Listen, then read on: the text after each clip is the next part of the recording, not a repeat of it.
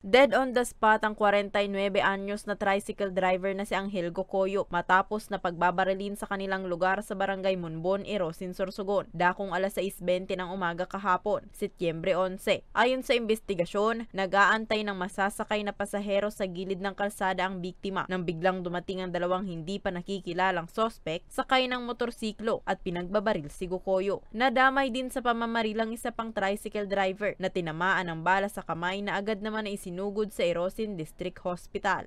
Meron ding isang nadamay doon sa lugar, yung bystander, na nandun din sa lugar na yon. Nagtamo ng tama din ng bala at dinala natin sa Irosin District Hospital and isinugod ulit natin doon sa Provincial Hospital sa Sorsogon.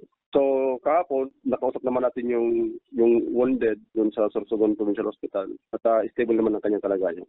Blanko pa rin ang pulisya sa kung ano ang motibo sa pamamaslang sa biktima.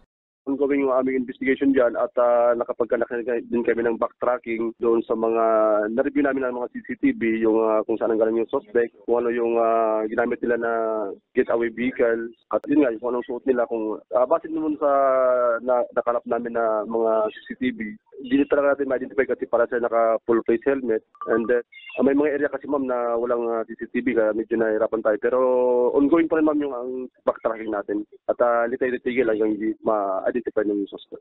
Sa ngayon, patuloy pa rin ang ginagawang investigasyon ng PNP upang matukoy ang pagkakakilanlan ng mga sospek na mahaharap sa kasong murder at frustrated murder.